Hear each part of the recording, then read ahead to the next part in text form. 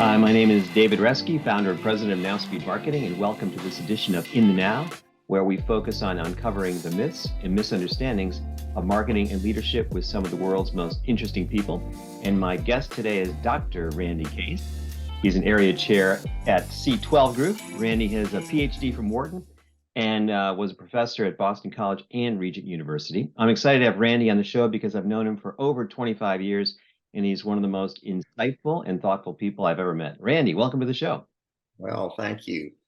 Welcome to you. Oh, yeah. So first, tell me a little bit about C12 and what you're doing there. C12 is an organization that assembles CEOs in roundtable groups, and they are Christian CEOs.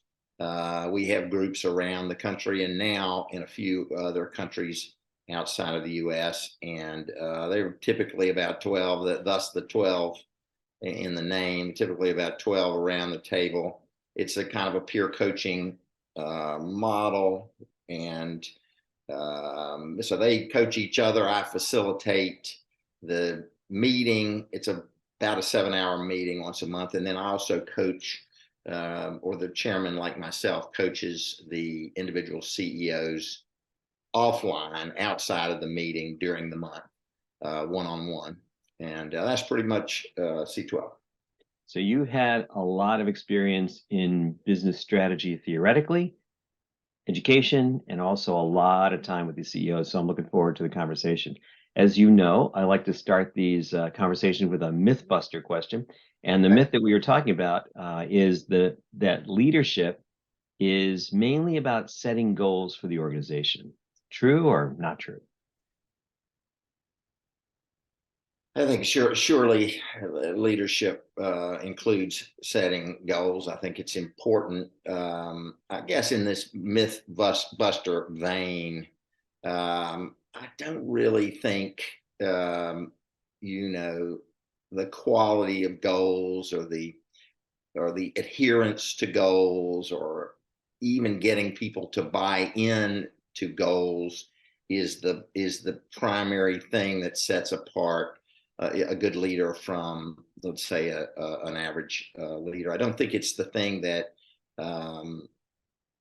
really differentiates great organizations or great leaders of organizations. I do think, and that's not something we're so much here to talk about,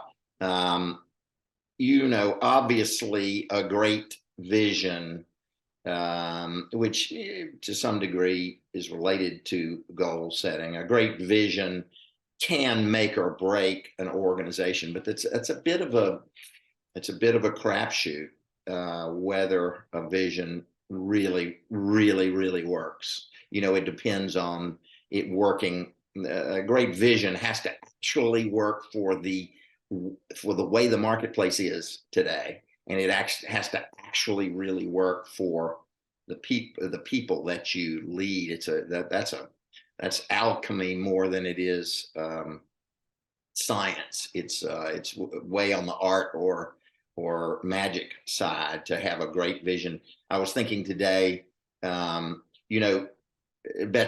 is obviously one of our most successful business leaders ever.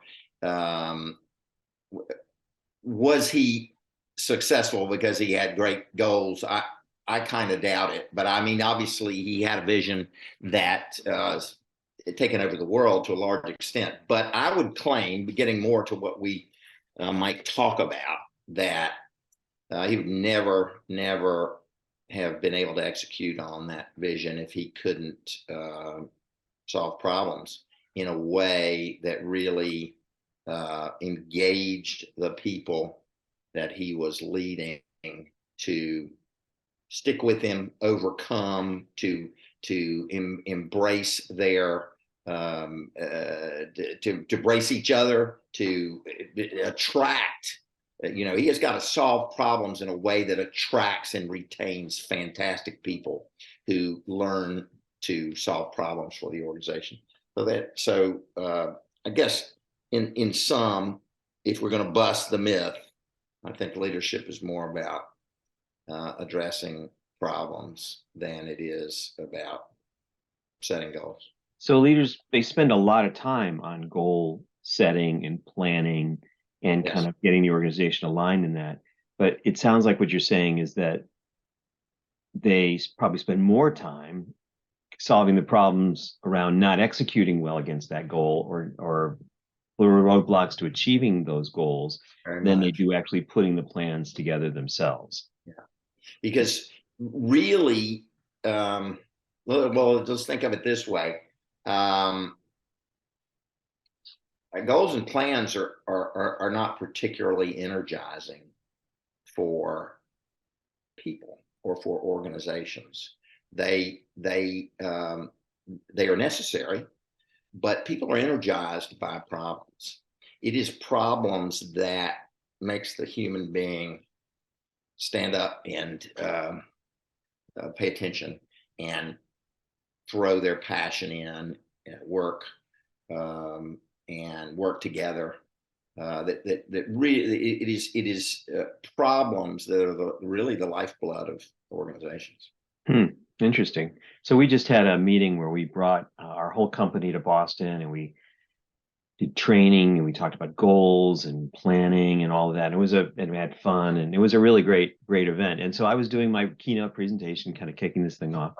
And I came to the slide that I had to have, which is what are the goals for 2023, right? And so I had really one slide that said, we want to grow by X% and have X% profit. That's And so that, energizing. oh That's yeah, so inspiring. exactly. I got to that and I spent like 10 seconds on this slide because I realized exactly what you said. It's not inspiring at all. Nobody cares. I mean, people would rather be with a growing organization that's rather than it's making a profit because they think that's good. But it doesn't inspire anything and it doesn't make anybody's lives better, right? I don't know. Is that what you're seeing with your clients?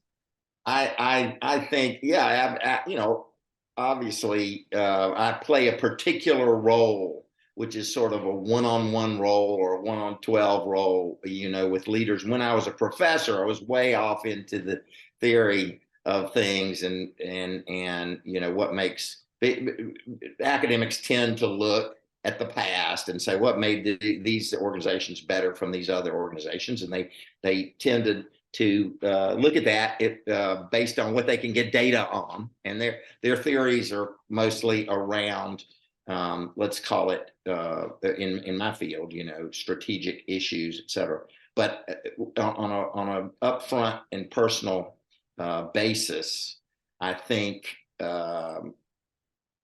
my experience is I've been doing this job for 15 years now. What really sets apart great leaders is everyone's watching them and how they deal with the problems that come across their desk and come across, maybe even more importantly, come across the transom for the rest of the organization, for the people that follow them. And so getting right to it, how do people deal with problems? It surely involves the mind, but it involves the heart so much as well. The emotional life of the leader and of his or her organization in dealing with problems is incredibly important. Yeah, that's you said a lot there, and we're just going to unpack those things kind of one at a time here. So let's first at a high level, from a leadership perspective, what does it take to respond to problems well? Every organization's got problems, bad things happen. What does it take to respond well? What do you see the best leaders doing? I wish I had a simple answer to that. Let's see if I can make one up. Um,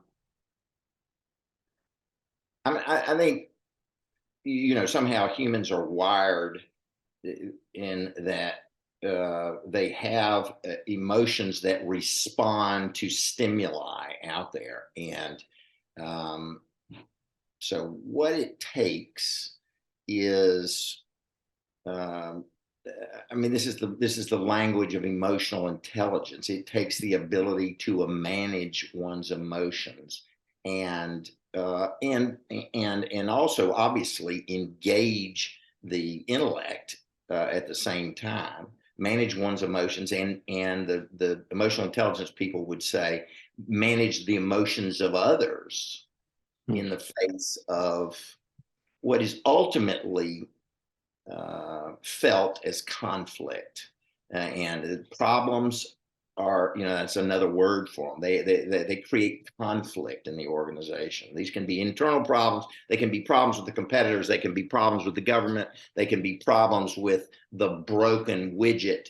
There are a lot of problems, but they are experienced as conflict, and that it engages the emotions so much that it can so easily cloud good decisions. It can so easily wreck the esprit de corps of an organization, can so easily divide the organization around this conflict.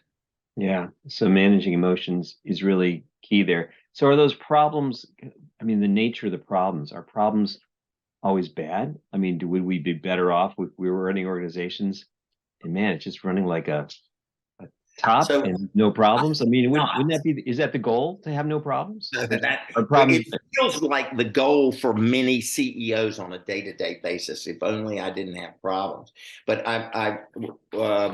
one of my favorite poems. Dave, you knew we would get to this kind of thing. But one of my favorite poems is actually the lyrics to a song that some of you guys may be familiar with. There's a song by a guy named Leonard Cohen called Anthem, and the refrain is so fantastic. And you probably heard some little snippet of it, but the refrain is. Ring the bells that still can ring, forget your perfect offering. There's a crack in everything. That's how the light gets in. So you can look it up. Leonard Cohen is also the guy that wrote Hallelujah, which is a song that a lot of people know. Leonard Cohen was a brilliant lyricist, but there's a crack in everything. And just to your question, without that, the light wouldn't get in. And he's actually, for the first time recently, I realized he's in some metaphorical way talking about the Liberty Bell, right? Ring the bell that still can ring. It's an anti-perfectionist statement. Forget your perfect offering. I suppose there was a time when the Liberty Bell was rung, and even though it had a crack in it, there's a crack in everything. So the crack is my metaphor for a problem. Without that, the light doesn't get in, and you can go as deep as you want with that. wow, that's very powerful. And I've got to look up those lyrics and got to go deeper there. So should entrepreneurs and CEOs, should we be kind of half thinking that the problems are good? It's like I should be like going into my week instead of saying, wow, I've got this thing running really well. I'm happy when there's no problems. Should I be kind of saying, hey, my job is to find the problems and the issues and deal with them and emotionally help my organization through that? Is that the job of the leader? That is, but I think it's a little Pollyannish for us to say, well, we're going to be happy about problems, et cetera. I mean, we are human after all, but to say to oneself again and again, I started to say I'm a problem solver. I think in a way that's the wrong language, because it acts like problems can be solved, eradicated. No, there's a crack still in the Liberty Bell. If you go down there to Philadelphia, the crack is still there. But it is the leader's job.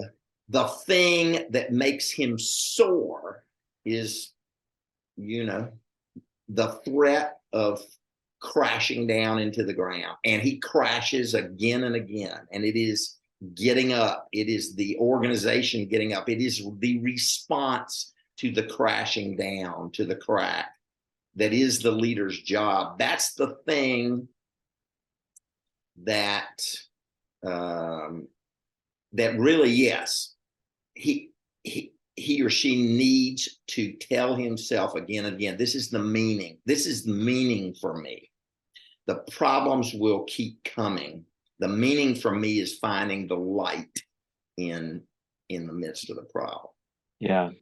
Well, maybe we could segue into some leaders and some stories that have Sure. done that really well. I was just thinking today, I don't know if you saw it, but SpaceX launched their new rocket, this Yeah. giant rocket. It's bigger than the Saturn V.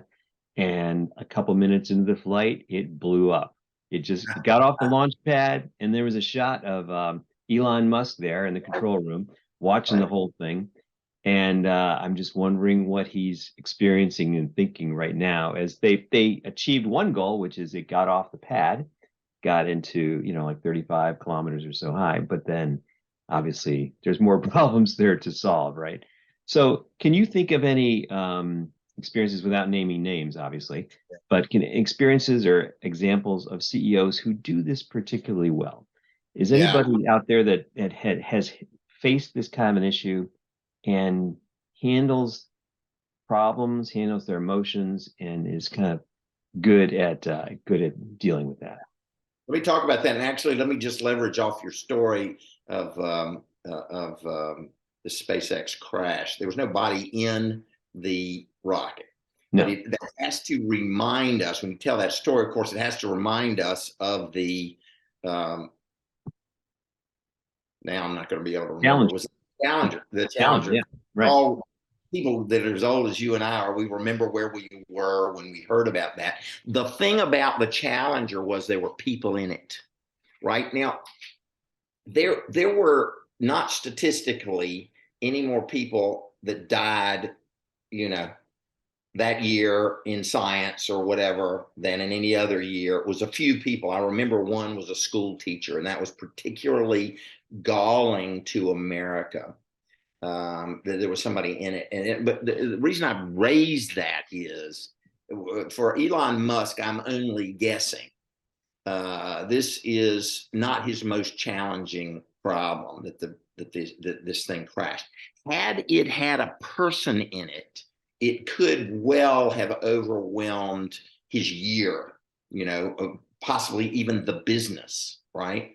Um, this thing about when problems involve people, we get into a rarefied air of emotional intelligence. And I want to use a quick example. You said a leader that's handled it well. I led one of these meetings that I lead yesterday, and there were two issues that came up that have to do with problems and also the humans involved. And quickly, I'll just refer to both of them. I won't call the people by name, but one guy is dealing with a potential merger. He's an entrepreneur, and he's dealing with a potential merger with another company. And some people that are friends, and he called friends anyway yesterday in the meeting, and this is the third time around where they've been considering a merger. And Dave, you know something about this world, and mergers are tough. I mean, they involve people, and there's the whole emotional world behind it, but beyond the financial world, et cetera, which is so complex. And this guy, in the first time that this company approached him about merging, which is a few years ago, he had considered them friends. And then when they got together for the merger, they ultimately, they said, we want you to be CEO, and we're going to give you the two other major principles. We're going to give you 12%, and we'll each have 30. And that one thing now clouds everything going forward. His emotional response, I can see, to possibly their disrespect of him, is now going to cloud everything in negotiations. He said yesterday, if this one doesn't work out, I'm just going to tell him I'm done. Don't talk to me for 10 years about this. There's a sense in this negotiation, even though it involves friends, it certainly involves the most important thing. You know, for many of my CEOs, they won't admit it. The most important thing in their life is his business that he's 100% owner of. And the group asked him, like, why do you want to do this thing? You own a great business and you are 100% owner. Why do you want partners, et cetera? Well, that's a tough one for a leader. He wants to be bigger. He wants to be better. He wants to do, and he thinks they can accomplish great things. But this human problem that was caused back a few years ago by, you know, conflict between people over respect and percentage ownership, and those old percentages are off the table now. Now they respect him way more. He's going to get his fair share, but that thing is, you know, it can so much cloud his judgment. I say, and I'm actually going to be talking to him this afternoon. I say, this is his greatest moment. If he can deal with this problem well and get through all of this, you know, call it angst, call it hatred. I think there's a hatred element there. There's a defensiveness. If he can get past all of that and actually make a good decision about this merger, it's going to define the next 10 years of his life. Wow. Yeah, that's so powerful, Randy. It's those ordinary human emotions that cloud our judgment, that help us to enable us to make bad decisions. Sometimes they lead us to good decisions, but it's often they move us to thinking wrongly about things, and they cloud it. You know, and we don't in the business world, we often try to sanitize everything. It's not about hatred or, you know, jealousy or envy or, you know, these Yes, raw emotions. Yeah, but it is, and people feel it all the time. And you're dealing with people, and it's I think what's one of your strengths is you can kind of see beyond, you know, the percentages and the roles and responsibilities, and kind of see, you know, what's really happening in people's lives a little deeper. And that coming, you know, to the right side of emotional intelligence on that is hard for many people. Yeah. The simplest and most powerful emotion out there probably is fear. And I think fear always, I mean, and all the things that you mentioned, jealousy, hatred, et cetera, there's this element of fear. And yeah, I think in his case, he's probably going to listen to this interview, but I mean, in his case, there is a fear that he's going to get, you know, as they say, in bed with these people, and that they're somehow going to hurt him, right? They're somehow going to hurt him. And, and based not just simply on this interaction a few years ago, but that dealing with that fear, this is really where the problem comes in, is dealing with the emotions there. Can you just wish them away? You just say, no, I'm not doing that. I'm not afraid. I'm bold and I'm beautiful. I don't think that works. I think we all carry with us the vestiges of these darker emotions. Yeah, I was just reading the book, The Four Agreements. I don't know if you've ever heard of it. And one of the agreements is don't take it personally. So incredibly hard in every so simple to say, right? Yeah, so simple to say. Just don't take it personally. Oh yeah, because these things can be very personal, and they affect you deeply. Well, we just have a few minutes left, but I want to switch gears a little bit for the CEO and their own emotions in dealing with these situations, to how they respond as a leader and help others in the organizations deal with emotions. So how do you see effective leaders kind of leading from a position of emotional intelligence and helping their organization deal with issues around fear or greed or envy or jealousy or any of these other negative emotions that could rip the organization apart?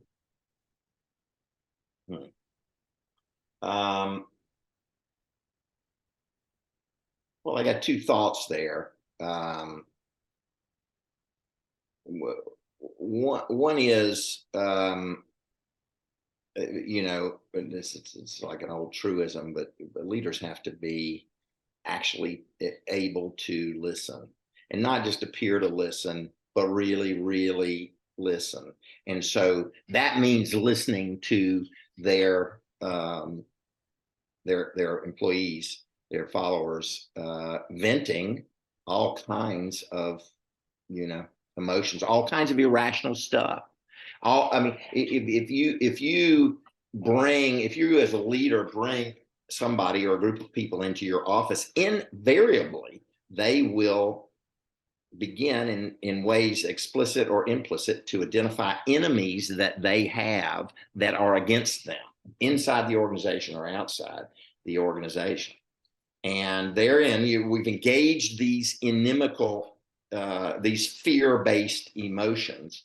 And yeah, it's going to cloud everybody's, everybody's decision making. That I think the leaders got to start with listening and not judging it, not saying, we don't attack marketing in this company. Marketing is the lifeblood. Without marketing, we wouldn't have any sales and we'd be out of business. The fact that you're an engineer and you don't like people in marketing, you should go over there and see how those marketing, that doesn't work.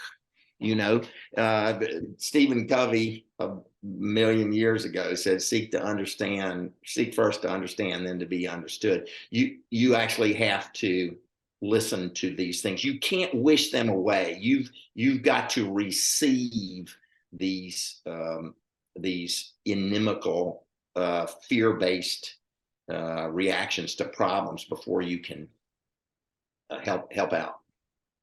So I don't know if this is your experience, but in my experience, there's a lot of leaders who are terrible listeners, right? They're very much into their own opinions, and they got there because they know what the right thing is to do, and they're going to tell you, and they may want you to talk, but then they really want to tell you what's going on. So is there hope for those kind of leaders? Can people become better listeners, become more empathetic, become, better at the emotional side of problem solving with their teams? Or is it kind of like, this is what you get, this is who you are, and people don't change? I think they can.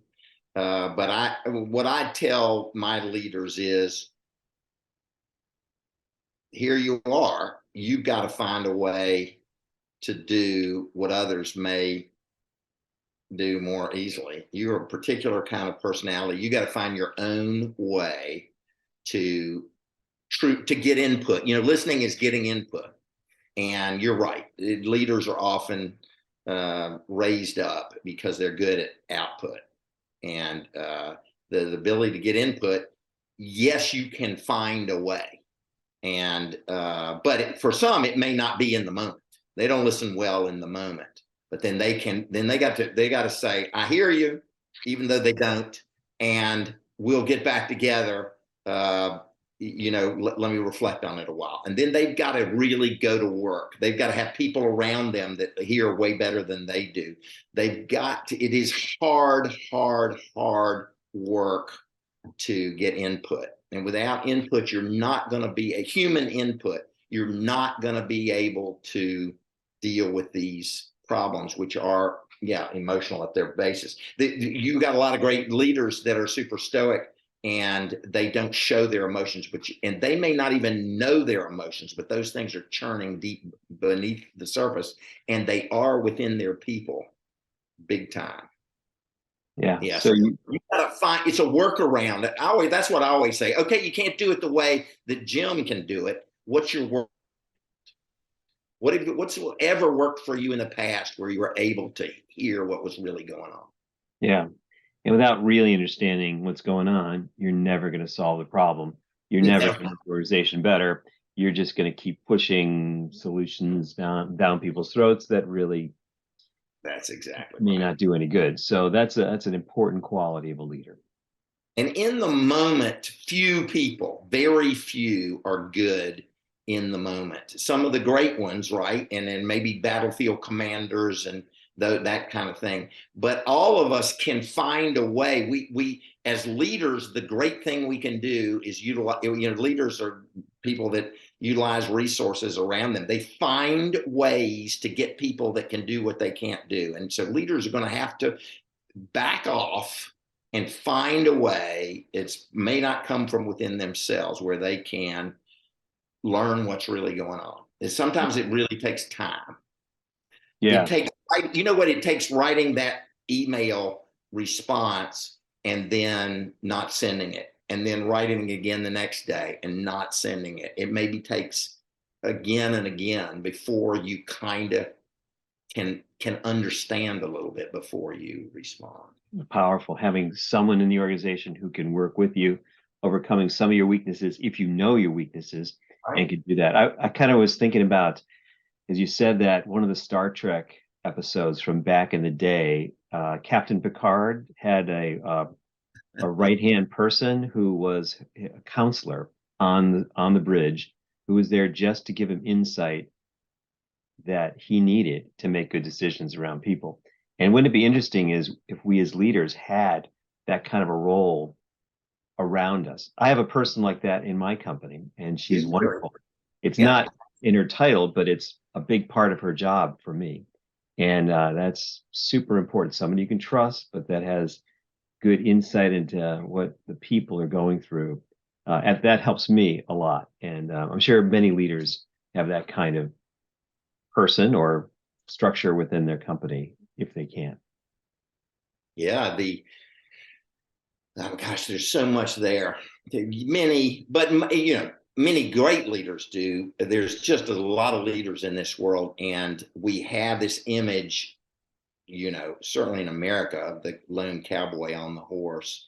And that's hard for any leader to get out of his head. The buck stops here. I've got to do it alone. That just is, that is poppycock, because it's your limitations as a leader that are going to kill you. But others around you are not so limited. If you can, I counsel every leader, and only a few really ever do it. But to actually have a team and to meet regularly with the team, and their job is to go in and listen to the team. If you got 5 people, they got 5 different personalities, 5 different sets of strengths and weaknesses. And all you're really doing is being quiet and listening, maybe raising the questions for them and listening. That's a way to teach yourself to listen. That in itself is so hard for many leaders. They might talk 80% of that meeting. And then they really get nowhere. Yeah. Well, Randy, this has been a powerful conversation. Man, we started with goal setting. We went into problem solving, emotional intelligence, listening, and then engaging others to maybe help you with some of your own weaknesses and build the team you really need. So, man, great conversation. Thank you for taking the time. Yeah. So, Randy, if someone who watches this wants to get in touch with you to learn more or kind of engage further, how would they do that? They can go on the internet and look for type in C12 and Randy Case, something like that, and they'll find me.